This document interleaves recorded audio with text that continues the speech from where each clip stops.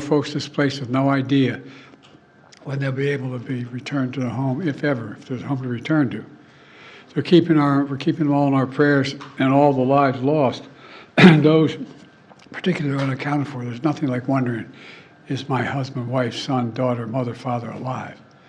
And many more who remain without electricity, water, food, and communications. And whose homes and businesses have washed away in an instant.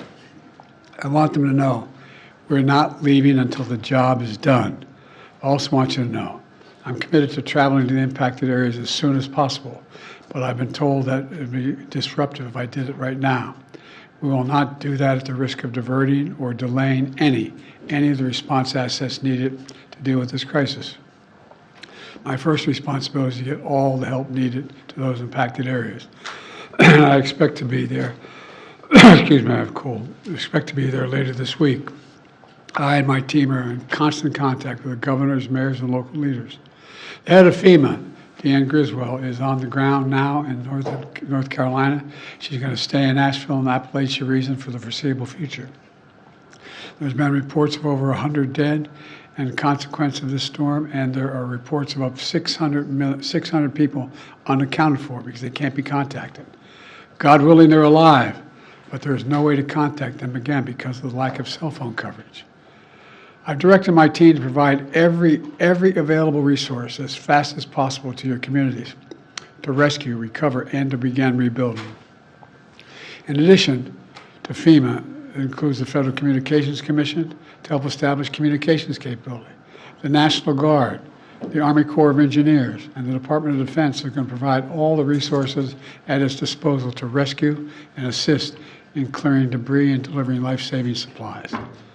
So far, that's over 3,600 personnel deployed. That number is growing by the day. I quickly approved requests from governors of Florida, North Carolina, South Carolina, Tennessee, Georgia, Virginia, and Alabama for an emergency declaration. And I approved additional requests for the governors of North Carolina, Florida, South Carolina, and for a disaster declaration to pay for debris removal and provide financial assistance directly to survivors. FEMA and the Small Business Administration are there to help the residents whose homes and businesses were literally destroyed, washed away, or blown away. And the federal search and rescue teams have been working side by side with state and local officials and partners in very treacherous conditions to find those who are missing. And they'll not rest until everyone's accounted for. I want to thank all the first responders and everyone who's been working around the clock. One of the brave teams who's volunteered to be there is from San Diego County Fire Department, set to travel all the way from California to North Carolina to help. But on their way, they were in a terrible car accident in Louisiana. We pray for their full recovery, but it was a bad accident. We know there's more to do, and we'll continue to surge resources, including food, water, communications, and life-saving equipment. We'll be there, as I said before, and I mean it, as long as it takes to finish this job. Let me close with this. As president, I've seen firsthand the devastating toll that disasters like this take on families and communities. I've been on the ground in many disaster areas since I've been president. Excuse me, and I've heard dozens of stories from survivors about how it feels to be left with nothing, not even knowing where or when to get back on track.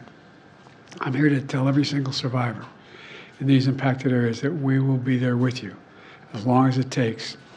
For the sake of yourselves, excuse me, and your families, I urge everyone returning to their communities and home to listen to the local officials and follow all safety instructions. Take this seriously. Please be safe. Your nation has your back, and the Biden-Harris administration will be there until the job is done. God bless you all, and I'm thinking of those that are still wondering where your loved ones are. Thank you. We need to supplemental to help the people in the Southeast, Mr. President. Say again? We need to ask Congress for a supplemental. That's my expectation, yes. You know roughly how much you're thinking? Not yet. This is a historic storm.